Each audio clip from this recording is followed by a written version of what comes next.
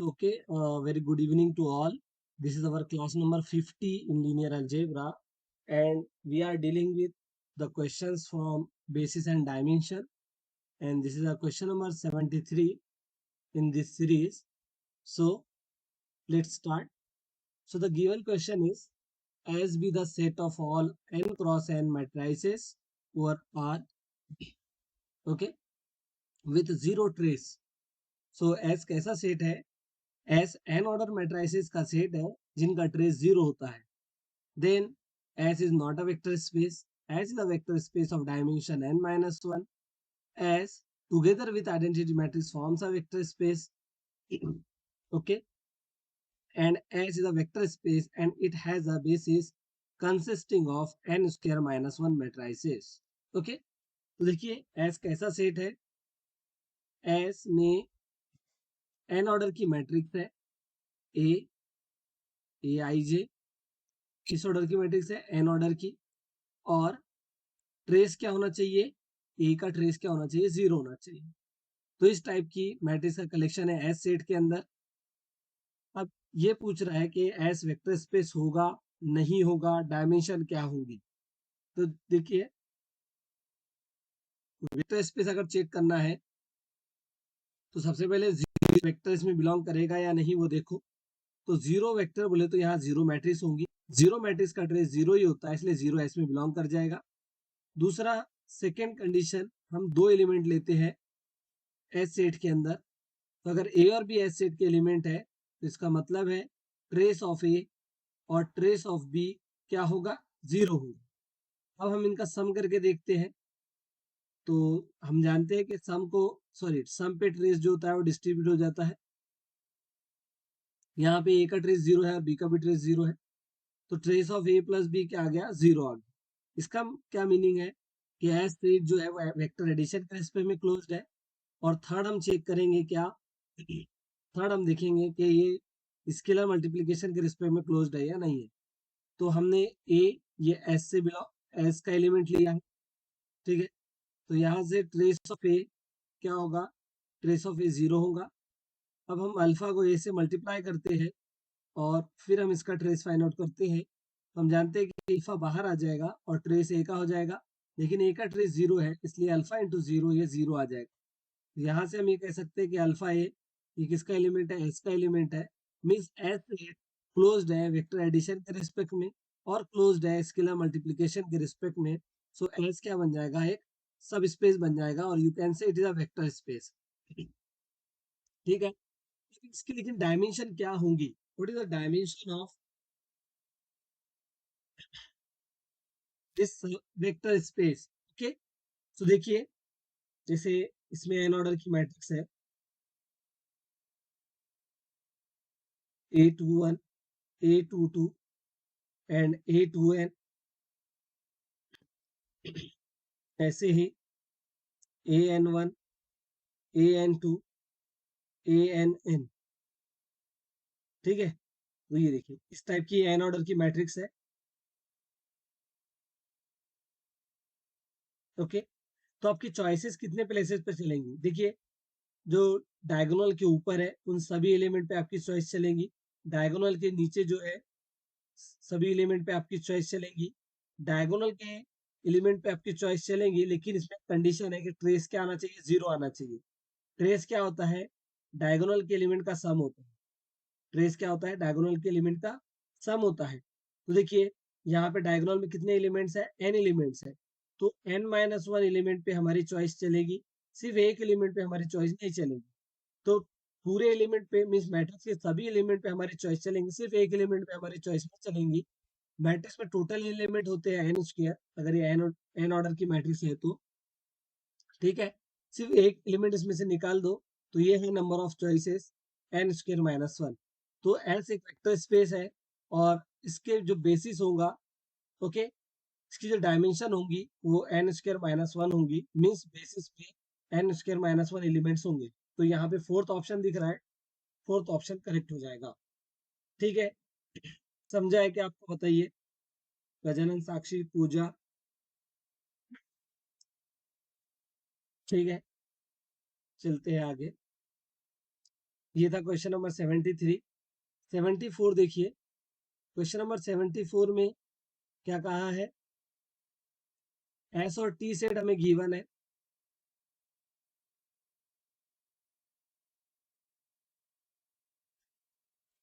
S और T set को लेके कुछ ऑप्शंस बनाए हैं, ठीक है।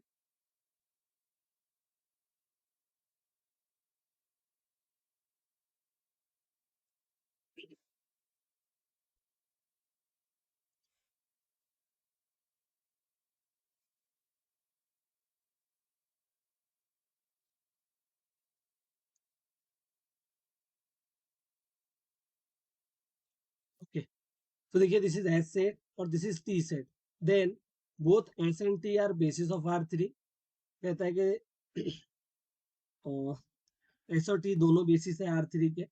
S is not a basis of R3 but T is a basis of R3. T is not a basis but S is basis. Neither S nor T is a basis of R3. ठीक है, लेकिन इसने complete question नहीं दिया है। Complete देना चाहिए था कि ये x1, x2 और x3 ये वेक्टर्स है और ये लीनियरली इंडिपेंडेंट है। ऐसे वेक्टर्स है, लीनियरली इंडिपेंडेंट वेक्टर्स है। ये इंफॉर्मेशन इसमें गिवन होनी चाहिए थी। और ये तीनों किसके वेक्टर्स है, x1, x2, x3 R3 के वेक्टर्स है। अब एस के बारे में पूछा, देखिए अगर ये लीनियरली इंडिपेंडेंट है, ठीक है, तो ये भी लीनियरली इंडिपेंडेंट ही रहेंगे। ओके, क्योंकि अगर आप इसका मैट्रिक्स अगर बनाओगे तो x1 का कोएफिशिएंट 1 है इसमें, x2 का 0 है और x3 का 0 है। x2 का यहाँ -1 है और x3 का इधर 1 है, इस टाइप से। तो जो रैंक है वो नंबर ऑफ कॉलम्स के इक्वल आ गई, इसलिए ये वेक्टर्स भी कैसे होंगे, लीनियरली इंडिपेंडेंट होंगे। ठीक है, और R3 की डायमेंशन 3 होती है। 3 डायमेंशनल वेक्टर स्पेस में अगर आप 3 वेक्टर का सेट लो जो लीनियरली इंडिपेंडेंट हो तो वो बेसिस बन जाता है। ठीक है, तो एस बेसिस बन जाएगा। अब यहाँ पे अगेन ये 3 लीनियरली इंडिपेंडेंट से और वेक्टर्स बनाए हैं, तो हम इनका क्या करते हैं, मैट्रिक्स बना लेते हैं। x1, x2, x3। इसके लिए क्या आएगा, x1 का 1 आएगा, x2 का -1 आएगा और x3 का 0 आएगा। यहाँ x1 के लिए 1 है, x2 के लिए 2 है और x3 के लिए -1 है। ठीक है, तो 1 0 1, 1 -1 किया तो 0 आएगा, -1। ठीक है, 0 -1, यहाँ -1 आएगा, 1 -1 0 आया, 2 -0 2 आएगा और -1 -1 माइनस का 2 आएगा। तो देखिए ये है ना। ओके, तो हम क्या करते हैं, इसे इसको 0 बनाते हैं, तो नेक्स्ट मैट्रिक्स रहेंगी 1 0 1, 0 -1 -1 0, 2 -2 गया तो 0 आया, फिर -2 और -2, है ना, 2 से मल्टीप्लाई करके ऐड करना है, तो -2 माइनस का 4 आ गया। तो देखिए पाइवोट किस पोजीशन में है, सॉरी पाइवोट हर रो में है। इसका मतलब कि ये जो है ना, इसकी रैंक 3 आ जाएंगी और रैंक किसके इक्वल है, नंबर ऑफ कॉलम्स के इक्वल है।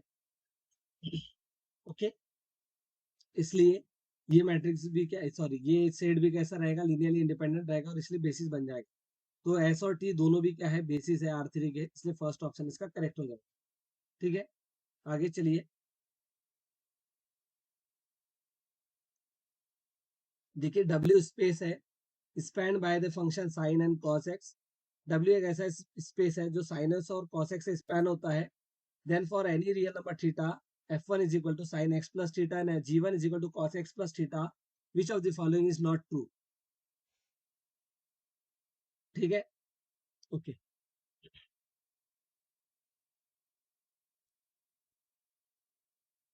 तो देखिए इसमें इस क्वेश्चन को हम सॉल्व करते हैं।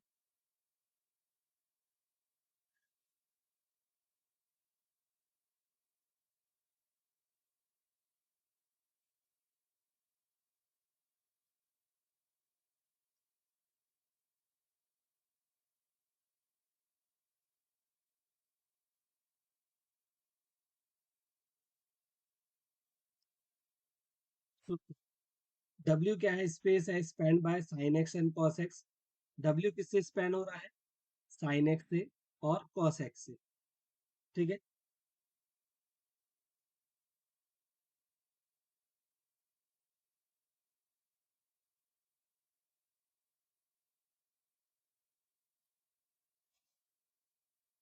अब देखिए यहाँ पे F1 हमें कैसा गिवन है, F1 is equal to sine of x plus theta, और F2 क्या गिवन है, cos of x plus theta. Okay, which of the following is not true, है ना, ये नॉट इंपॉर्टेंट वर्ड है हमारे लिए। देखिए आर वेक्टर्स इन डब्ल्यू, क्या कहना चाह रहे हैं?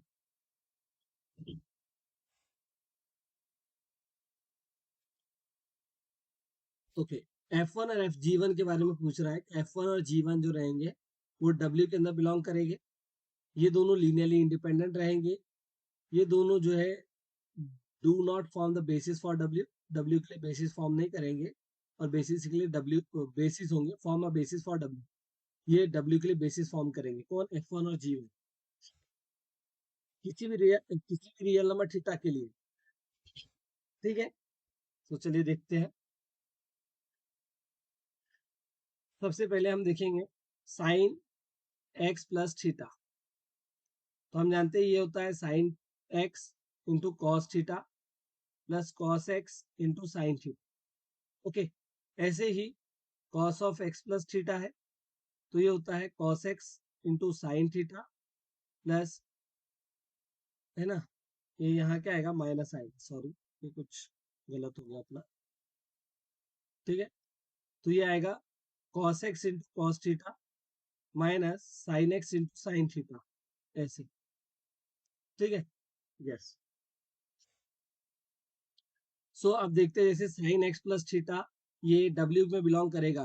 डब्ल्यू किससे जनरेट हो रहा है? साइन और कॉस से।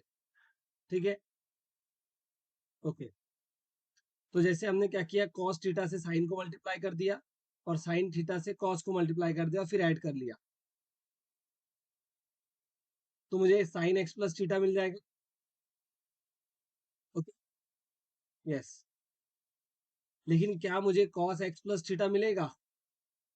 तो कॉस एक्स प्लस थीटा के लिए हम क्या करेंगे, कॉस एक्स को कॉस थीटा से मल्टीप्लाई करेंगे, और साइन एक्स को माइनस साइन थीटा से मल्टीप्लाई करेंगे, और फिर ऐड कर लेंगे, तो मुझे cos x प्लस थीटा भी मिल जाएगा।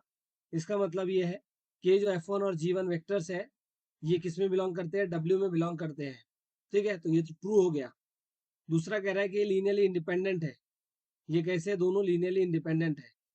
तो सोचो, क्या मैं साइन एक्स प्लस थीटा को किसी स्केलर से मल्टीप्लाई करके cos x प्लस थीटा बना सकता हूँ क्या? तो ऐसा बिल्कुल भी पॉसिबल नहीं है। इसलिए ये वेक्टर्स लीनियरली इंडिपेंडेंट ही रहेंगे, तो ये बिल्कुल करेक्ट है। Do not forms a basis for W, कहता है ये डब्ल्यू की बेसिस को फॉर्म नहीं करेंगे, और बेसिस बनाएंगे डब्ल्यू की। ठीक है, yes, do not form a basis for W. अच्छा, मुझे ऐसा लगता है कि देखिए ये कितने वेक्टर है, ये दो वेक्टर है, F1 और G1, और डब्ल्यू की डायमेंशन कितनी होंगी? डब्ल्यू की डायमेंशन भी दो होंगी, क्योंकि ये vector two linearly independent vectors है, डब्ल्यू की डायमेंशन भी टू होगी, और ये दो लीनियरली इंडिपेंडेंट वेक्टर है, इसलिए बेसिस बना लेंगे डब्ल्यू की। ठीक है, यस। तो इसलिए फॉर्म सा बेसिस ये करेक्ट हो जाएगा, और ये जो कह रहा है do not form a basis for W, ये रॉन्ग हो जाएगा, मीन्स नॉट ट्रू होगा, और हमें पूछा ही नॉट ट्रू है, इसलिए ये ऑप्शन हमारे लिए करेक्ट होगा, थर्ड ऑप्शन। ठीक है, तो 75 का 3 आ रहा है मेरे अकॉर्डिंग। चलिए देखते हैं एक बार इसको। 73, 73 है ना क्वेश्चन? 75 का 3 है ना, मेरे अकॉर्डिंग 75 का 3 आ रहा है। चलिए देख लेते हैं। 75 का 3, हाँ, ये देखिए 75 का 3 है यहाँ पे, तो इसलिए हमने करेक्ट किया है। ठीक है, तो अब 76 देखते हैं क्वेश्चन नंबर। सो देखिए यहाँ पे क्या कहा है 76 में, V be the vector space over an infinite field of such that dimension of V is 2, then the number of distinct subspace V has। क्या बोला है इसमें?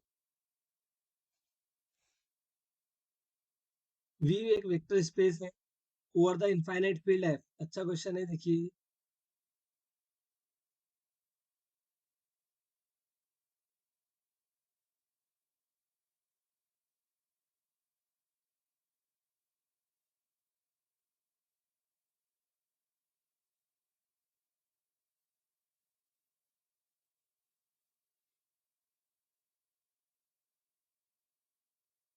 तो देखिए क्वेश्चन 76, क्या कहता है, वी एक वेक्टर स्पेस है ओवर एन इनफाइनाइट फील्ड है और जिसकी डायमेंशन 2 है।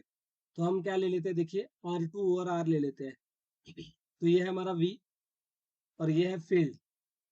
Okay, then the number of distinct sub spaces, distinct sub spaces V के पास कितने होंगे, 2 होंगे, 3 होंगे, 4 होंगे या इनफाइनाइट होंगे। तो देखिए ये हमारा R2 कार्टेशियन प्लेन।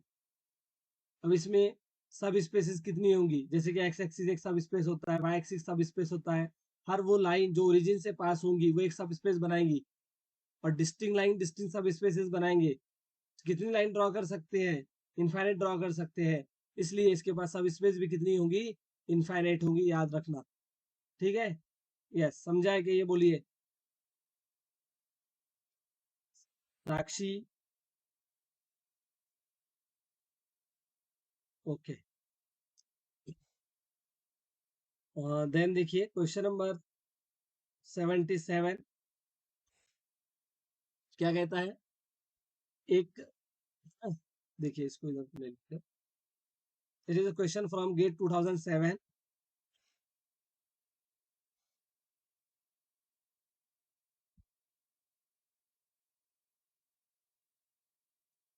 ओके, देखिए एक मैट्रिक्स दी है ए हमें, ठीक है, वी हमें ऐसे वेक्टर्स कलेक्ट करने हैं जिससे कि डिटरमिनेंट ऑफ ए क्या आ जाए, 0 आ जाए। Then the dimension of V, सबसे पहले हम determinant of A find out करते हैं और उसको 0 के इक्वल पुट करते हैं। तो ए का डिटरमिनेंट कितना आएगा, 1 लिखा हमने, फर्स्ट और फर्स्ट कॉलम इग्नोर करके 2z माइनस 3y किया। ओके, फिर माइनस का 1 लिखा, ये रो और ये कॉलम डिलीट करके 2z माइनस 3x लिखा, फिर प्लस का 1 करके फर्स्ट रो और लास्ट कॉलम हमने इग्नोर किया, 2y माइनस 2x किया, is equal to 0। 2z minus 3y minus के 2z प्लस के 3x प्लस 2y माइनस के 2x इज इक्वल टू 0। तो देखिए 3x माइनस 2x x हो जाएगा, फिर y और ये माइनस का y होगा, 2z और माइनस को 2z कैंसिल हो जाएगा, इज इक्वल टू 0। तो एक इक्वेशन आ गई है। तो यहाँ पे देखिए अभी v कैसा सेट बन जाएगा, we have to collect all those 3 tuples having this condition, satisfying this condition, x minus y is equal to 0। तो अब ये तो सॉल्यूशन स्पेस ही बन गया है। इसकी डायमेंशन क्या होती है, n माइनस आर होती है। ठीक है, या फिर आप ऐसा भी कर सकते हो कि नंबर ऑफ चॉइसेस से भी कर सकते हो, या n है नंबर ऑफ वेरिएबल और r होगी रैंक, रैंक इसकी 1 आएगी, डायमेंशन 2 बन जाएगी। या फिर मैं कुछ रॉन्ग कर रहा हूँ क्या, यस रॉन्ग हो रहा है ये, ऐसा नहीं, ठीक है, ऐसे नहीं, n माइनस आर सिर्फ यहाँ नहीं लगता, सॉल्यूशन स्पेस के अंदर लगता है, ax is equal to 0। Okay, यहाँ पे नंबर ऑफ चॉइसेस का काम चलेगा। देखो x is equal to y है यहाँ पे, ठीक है, तो कोई एक है बराबर है, नहीं है यहाँ पे भी लग जाता है n माइनस है। ठीक है, तो देखियो x और y दोनों इक्वल है, तो कोई एक प्लेस पे मेरी चॉइस चलेंगी, z फ्री है, z पे मेरी चॉइस चलेंगी, नंबर ऑफ चॉइसेस 2 है इसलिए डायमेंशन कितनी आएंगी, 2 आएंगी। और n माइनस आर के कंसेप्ट से करे तभी हमने 2 देखा। ठीक है, यस, तो याद रखना ये अच्छा क्वेश्चन है। 77 78 देखिए, 78 V with three dimensional vector space over the field Z3। ये Z अपॉन 3Z होता है, Z3 होता है ये, हम अभी ग्रुप थ्री में देखने वाले हैं, इसको क्वेश्चन ग्रुप आप देख रहे थे, उसी के अंदर है ये। ठीक है,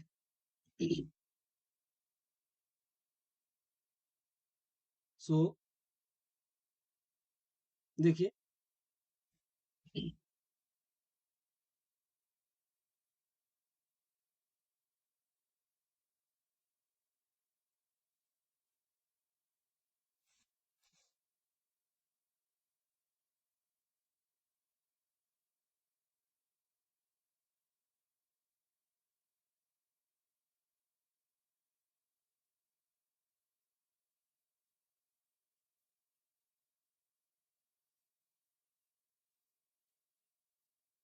ठीक है, देखिए यहाँ पे V three dimensional vector space है। ठीक है, तो यहाँ n की वैल्यू क्या आ जाएगी, 3 आएगी, और किस फील्ड पे है, Z3 पे, तो P की वैल्यू भी 3 आएगी। Number of distinct one dimensional sub space, one dimensional के सब स्पेस कितने होंगे इस वेक्टर स्पेस के पास। तो हमने अभी अभी देखा था formula p to the power n minus p to the power r minus 1, p to the power n minus p to the power r minus 2 and so on p to the power n minus p to the power 0 बोले तो यहाँ 1 आएगा upon में p to the power r minus p to the power r minus 1, p to the power r minus p to the power r minus 2 and so on p to the power r minus p to the power 0 means 1। ठीक है, तो ये होता है n dimensional vector space जो कि ZP में defined है। उसमें r डायमेंशन के सब स्पेस कितने होंगे। तो यहाँ r की वैल्यू कितनी है 1 है, कितनी है 1 है, वन डायमेंशनल, और n 3 है p 3 है, तो पुट करते हैं यहाँ पे 3 to power 3 minus 3 to the power 1 minus 1 है ना। r की वैल्यू 1 है तो 1 माइनस 1 0 आ जाएगा, जहां पे 0 आ जाता है वहां स्टॉप करना होता है, upon 3 to the power 1 minus 3 to the power 0। इसको सॉल्व कर लो, 27 माइनस 1 अपॉन 3 माइनस 1 तो 26 अपॉन 2 बोले तो 18। ठीक है, कितना 18 बराबर ना, नहीं गलत हो गया 13। ठीक है, कितना आएगा 13 आएगा, इसका फर्स्ट ऑप्शन करेक्ट हो जाएगा। समझ रहे हो क्या बच्चों। पूजा,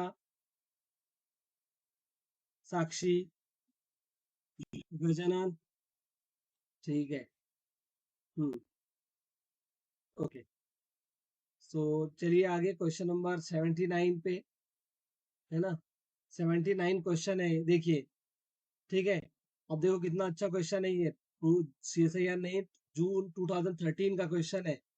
क्या कहता है, एक मैट्रिक्स है जो कि रो इक्लान फॉर्म में है, आप देख सकते हो। It is in the row echelon form.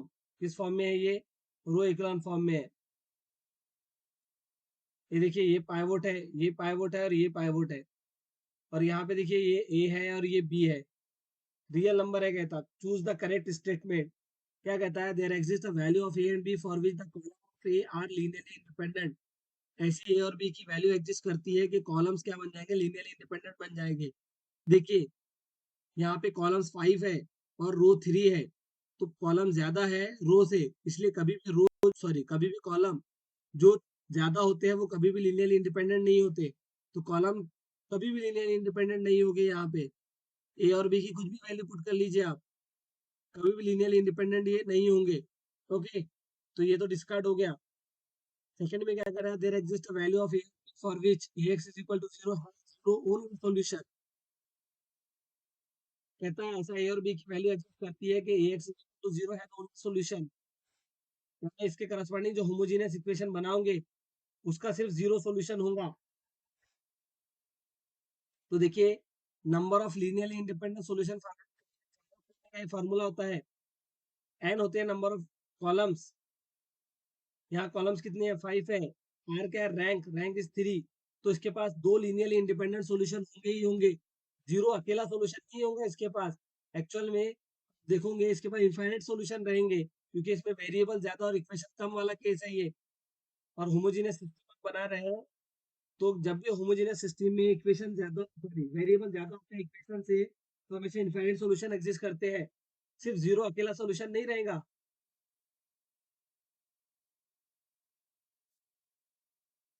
तो ये हो गया रॉन्ग।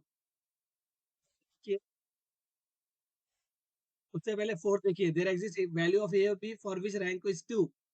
तो देखिए ए और बी की कुछ भी वैल्यू रख दीजिए आप, ये तो एक्चुअल में रो इक्वेशन फॉर्म में ही है, तो रैंक तो इसकी 3 रहेंगी, और ये 2 कह रहा है, तो रॉन्ग हो गया।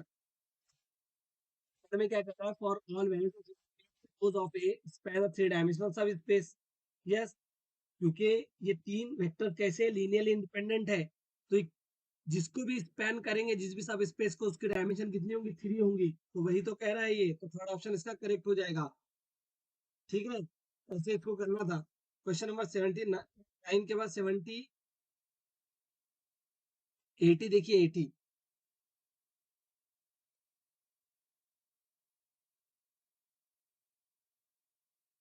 क्वेश्चन नंबर 80 में क्या कहा है, consider the row vectors a1 a2 and up to a6, the dimension of vector space span by the row vectors. तो क्या करना है आपको, हिंट दे रहा हूँ सुनो, क्या दे रहे हैं हम लोग, हिंट करना आपको ही है। हिंट क्या है, जैसे A1 को पहले रो में रखो, A2 को दूसरी रो में, ऐसे A3 को, A4 को, A5 को, A6 को, इसको चेंज करो रो इक्लॉन फॉर्म में। जितनी रैंक आएंगी उतनी ही डायमेंशन होगी इसकी, याद रखना ये बात, ठीक है। तो इसको रो इक्लॉन फॉर्म में चेंज करना है, जितनी रैंक रहेंगी उतनी डायमेंशन बनेगी। ओके, तो आप खुद करोगे इसको। आगे चलिए 81 पे। देखिए 81 क्या कह रहा है। Question number 81, the dimension of vector space of all symmetric matrices of order n by n with real entries and a11 is equal to 0 and trace 0 is, ठीक है। अच्छा क्वेश्चन है।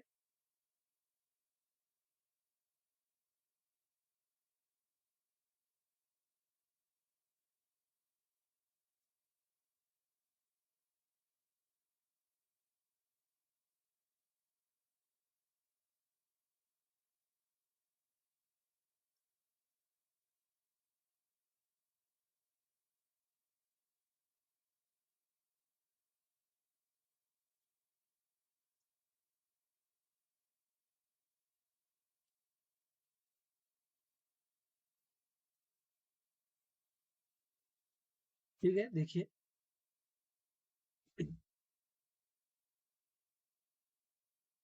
देखिए dimension of vector space of all symmetric matrices, symmetric matrix अगर सभी symmetric matrix है तो उसकी डायमेंशन क्या होती है, n into n plus one divided by two. लेकिन यहाँ पे कुछ कंडीशन एक्स्ट्रा ऐड की है कि A11 जीरो होना चाहिए और साथ में ट्रेस भी क्या होना चाहिए, जीरो होना चाहिए, ठीक है। तो देखिए जब हमने सिमेट्रिक मैट्रिक्स के लिए डायमेंशन फाइंड आउट किया था, जैसे ये मैट्रिक्स है तो डायगोनल और डायगोनल के ऊपर वाले एलिमेंट्स काउंट किया था और ये टोटल एलिमेंट्स होते हैं इतने।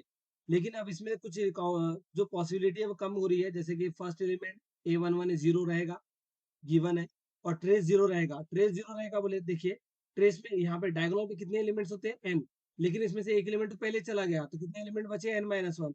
n-1 में से कितने एलिमेंट पे मेरी चॉइस चलेंगी, एक एलिमेंट को छोड़ के बाकी एलिमेंट में मेरी चॉइस चलेंगी। n-1 में से एक निकाल चॉइस चलेगी, ठीक है। यस, तो हम क्या कर सकते हैं, ऐसे कर सकते हैं कि देखिए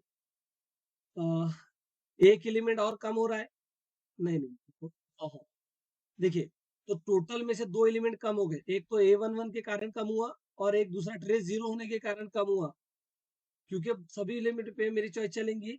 ये n-1 में से देखिए, ये यहाँ से लेके यहाँ तक n-1 एलिमेंट है, उसमें से सभी एलिमेंट पे मेरी चॉइस चलेंगी, एक पे नहीं चलेगी। तो ऐसे टोटल दो एलिमेंट मेरी चॉइस पे चलेंगी, तो सब्ट्रैक्ट कर देंगे, ठीक है। तो इसको सॉल्व करते हैं, देखिए n into n n square, n into one n, minus two two four divided by two, तो ये आ गया फॉर्मूला, ठीक है। N square plus n minus four divided by two, तो ये है अपना आंसर, ठीक है। तो ये रहेगी डायमेंशन इस वेक्टर स्पेस की। आई होप आपको समझा होगा। इसके आगे देखिए क्वेश्चन नंबर 82 है।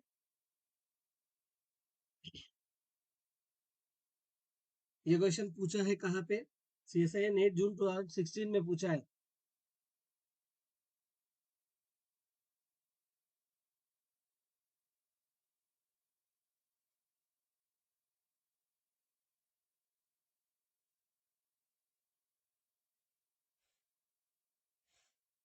देखिए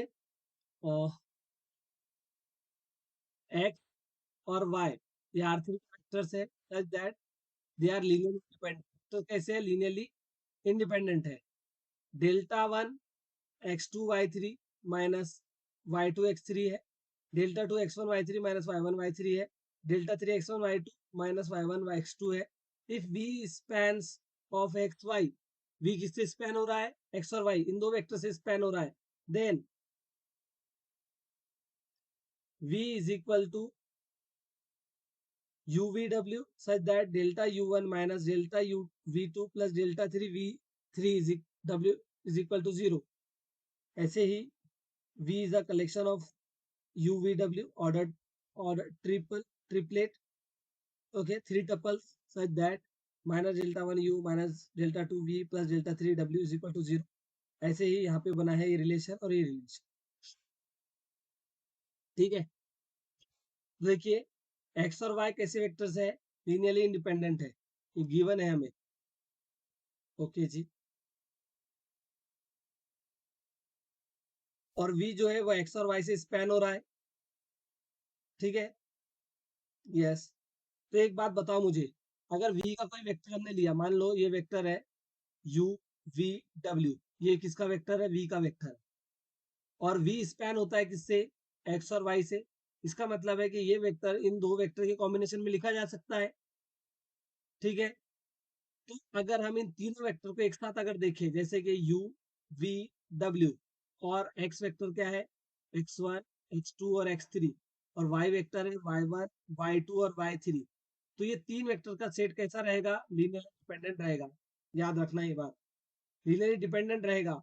ओके, तो अगर ये लीनियरली डिपेंडेंट है, तो इसका अगर डिटरमिनेंट अगर हम बनाते हैं, जैसे u v w x1 x2 x3 y1 y2 y3, तो डिटरमिनेंट किसके इक्वल आएगा, जीरो के। सॉल्व करते हैं इसको, देखिए u लिखा हमने, फिर इसका डिटरमिनेंट, तो ये क्या आएगा, x2 y3 minus x3 y2 minus v, फिर ये row column x1 y3 minus x3 y1, okay, plus w, तो ये फर्स्ट रो और लास्ट कॉलम हमने निकाल दिया, अगर x1 y2 minus x2 y1, ठीक है, इज इक्वल टू जीरो। अब एक बात बताओ मुझे, ये किसके इक्वल है, ये हमें गिवन है, देखो x2 y3 कहाँ है, ये x2 y3, ये डेल्टा के इक्वल है, माइनस v, और ये किसके इक्वल है, x1 y3, x1 y3, ये देखो ये डेल्टा 2 के इक्वल है, और ऐसे ही ये x1 y2, ये डेल्टा 3 के इक्वल है, इज इक्वल टू जीरो। तो ये रिलेशन देख लो कहाँ पे आया है ना, ये रिलेशन कहाँ आया है, ये दिख रहा है क्या, यस, ये यही है, इसलिए फर्स्ट ऑप्शन हमारा करेक्ट हो जाएगा। इस टाइप से इसको करना था। ठीक है, एक छोटे छोटे कंसेप्ट यूज होते हैं, लेकिन वो काफी तुक्की करते हैं। देखिए 83 नंबर क्वेश्चन बहुत अच्छा इजी क्वेश्चन है। विच of the following subset of R4 is the basis of R4। अच्छा एक बात बताओ, R4 की डायमेंशन कितनी होती है, R4 की डायमेंशन होती है 4। तो 4 वेक्टर का सेट अगर वो Li है, तो वो बेसिस बन जाता है। तो देखिए 1 2 3 4, 1 2 3 4, 1 2 3 4, सब में 4 4 वेक्टर्स है। इसको हम किसमें चेंज करेंगे, देखिए इसको हम इसकी मैट्रिक्स बनाएंगे, जैसे B1 के लिए 1 0 0 0, 1 1 0 0, 1 1 1 0, 1 1 1 1, इसको चेंज करेंगे रो इक्लोन फॉर्म में, और देखेंगे कि रैंक कितनी है। अगर रैंक 4 आ गई तो कह देना है कि B1 बेसिस है, क्योंकि हर रो में पाइवोट आएगा, और हर रो में पाइवोट आने का मतलब है कि सभी वेक्टर लीनियरली इंडिपेंडेंट है। ओके, ऐसे ही B2 और ऐसे B3 के लिए चेक करना है, ये आपके लिए होमवर्क है, खुद करोगे आप लोग। ठीक है, यस। अब इसके बाद मुझे ऐसा लगता है कि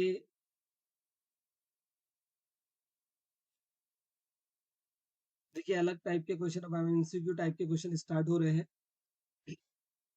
ठीक है, कितने क्वेश्चन है देख लेते पहले हम, ज्यादा नहीं है, कितने हैं, 4 क्वेश्चन, कितने हैं 4, चलो फिर कर लेते हैं, 4 क्वेश्चन ही है। ठीक है, यस।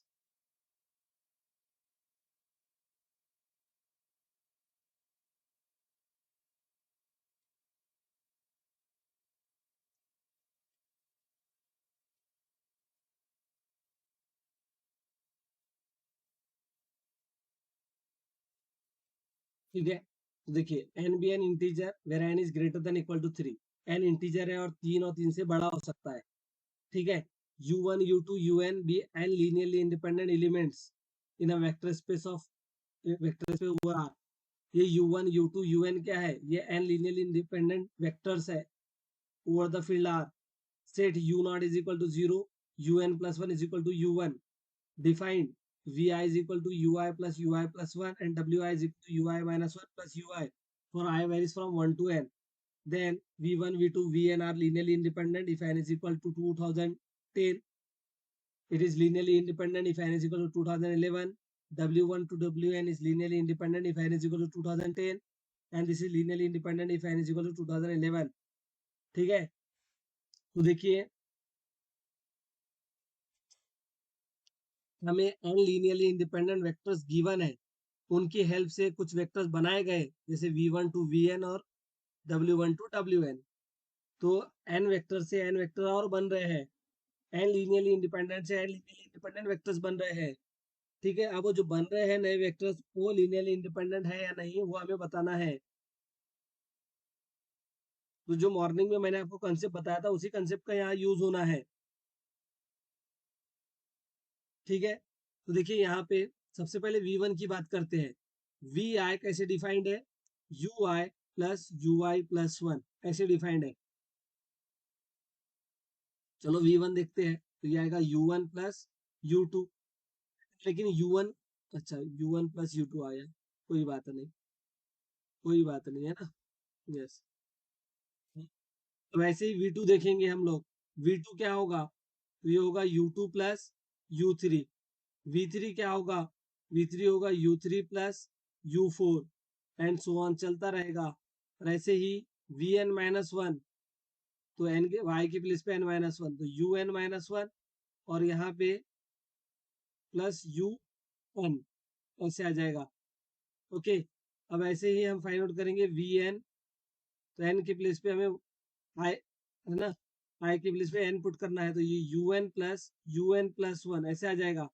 लेकिन जरा सोचो, क्या सोचो सर, un प्लस वन ना हमें un के इक्वल गिवन है सर, कोई बात नहीं लिख दो फिर, तो ये वेक्टर और बाकी इधर ये वेक्टर्स। ठीक है, तो ये u1 से लेके un, तो देखिए u1 से लेके un तक ये linearly n linearly independent vectors given थे। उन एन एलाइन वेक्टर से हमने नए एन वेक्टर्स बनाए हैं। अब उसके बारे में हमें थोड़ा सोचना है। ठीक है, तो चलिए पहला ऑप्शन में क्या कह रहा है कि अगर एन की वैल्यू 2010 है तो ये जो v1 v2 V n vectors है लीनियरली इंडिपेंडेंट होंगे। तो कैसे चेक करेंगे, मैट्रिक्स बना के चेक करेंगे। देखिए एन की वैल्यू कितनी बोली है, 2010, तो देखो u1 के लिए 1, ये हम इसकी बात कर रहे हैं अभी, u2 के लिए 1, ऐसे चलता रहेगा। यहाँ पे 2009 के लिए 1 और 2010 के लिए, सॉरी 2009 के लिए 0 और 2010 के लिए 0। ऐसे ही इसको देखो अब, तो यहाँ u1 0 है, u2 1 है, ऐसा चलता रहेगा। u3 1 है यहाँ पे, फिर इधर 0 इधर 1, इधर 0 और इधर 0। ठीक है, फिर ऐसे ही लास्ट में देखो, जब हम ये देखो ये अपना किसके लिए है, v1 के लिए है, ये किसके लिए है, v2 के लिए है। ऐसे ही हम vn माइनस वन की बात करेंगे, तो देखो, तो यहाँ n कितना है, n है 2010, तो ये आ जाएगा 2009 बराबर, कितना आएगा 2009। ठीक है, तो देखिए 2009, तो जैसे हमने यहाँ पे n की वैल्यू 2010 किया, तो ये कितना आएगा, v 2009 is equal to u 2009 plus u 2010।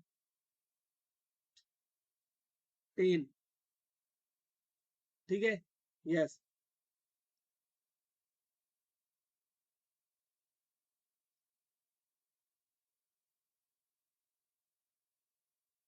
कुछ रॉन्ग हो गया क्या, एन की वैल्यू 2010 हम इसमें अगर पुट करें इसके अंदर, तो यहाँ मिलेगा v 2009 u 2009 प्लस u 2010 बराबर है। तो चलिए ये है अपना वेक्टर u1, इसके लिए 0 है, u1 का कोएफिशिएंट, u2 का 0 है, u3 का 0 है, ऐसे ऐसे u9 2009 का 1 है और u 2010 का भी 1 है। अब इसके बाद v 2010 की बात अगर हम करें, तो देखिए यहाँ पे n के प्लेस में, इसमें n के प्लेस में क्या पुट करेंगे, 2010, तो v 2010 is equal to u 2010 plus u1, u1 के लिए यहाँ 1, u2 के लिए 0, u3 के लिए 0, u 2009 के लिए 0 और u 2010 के लिए 1। तो ये आ गया अपना मैट्रिक्स, क्या आ गया मैट्रिक्स। इसको हम चेंज करेंगे किसमें, रो इक्लान फॉर्म में, और वहां से हम बताएंगे। लेकिन ये इतनी 2010 रो है सर, कैसा बनाए, तो बच्चों थोड़ा लॉजिक यूज करो। 2010 जो है ना वो इवन नंबर है, तो समझने के लिए 4 ले सकते हो आप। क्या ले सकते हो? 4।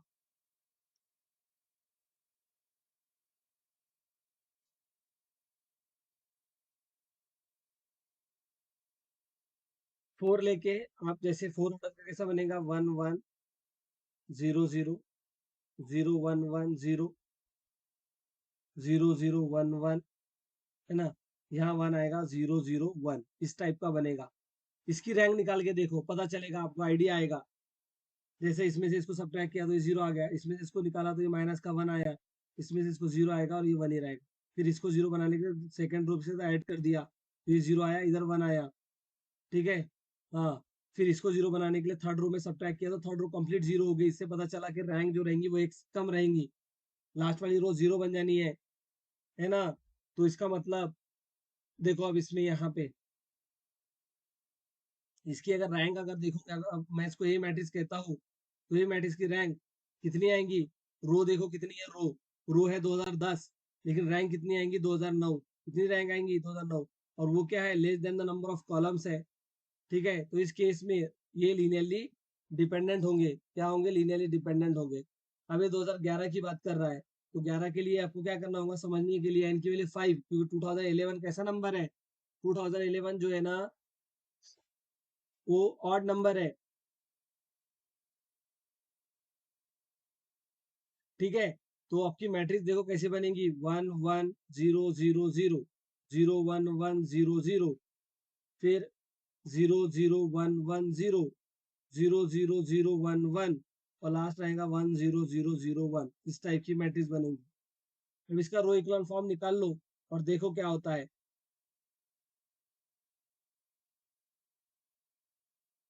इसको 0 बनाने के लिए है ना, इसमें से इसको सब्ट्रैक्ट किया तो 0 बन गया।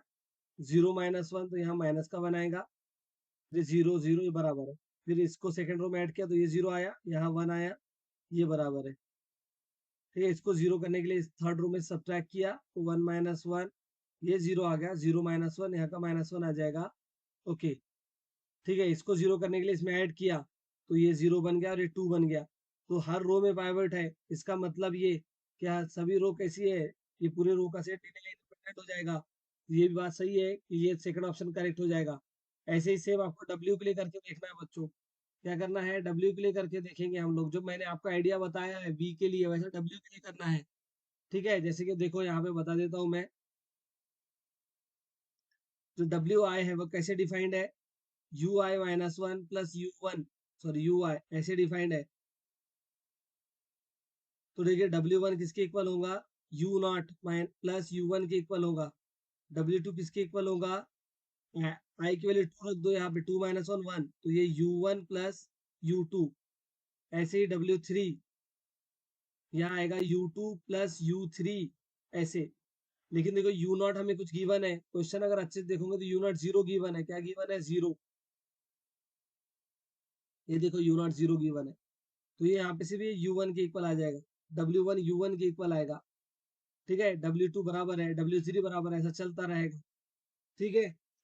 और आपको फिर मैट्रिक्स बना के रैंक निकाल के आपको फिर डिसाइड करना है कि डब्ल्यू कब, अगर एन की वैल्यू 2010 रहती है या 2010 रहती है, तो क्या डब्ल्यू आईज जो रहेंगे डब्ल्यू वन से लेकर डब्ल्यू एन तक वो लीनियरली इंडिपेंडेंट रहेंगे या नहीं रहेंगे? ऐसे 2011 के लिए सेम करना है आपको। ठीक है? यस। आगे चलते हैं। ठीक है? इसके लिए थोड़ा सा कंसेप्ट चाहिए सिमिलर मैट्रिक्स का, तो वो अभी अपना नहीं हुआ है, इसलिए थोड़ा इसको देखना थोड़ा प्रॉब्लमेटिक है। ऐसे ये भी क्वेश्चन नंबर है 3। ठीक है? बाकी क्वेश्चन हम मॉर्निंग में देखते हैं। आज के लिए इतना ही। ओके? आप आपकी टेस्ट रहेंगी आज कल में।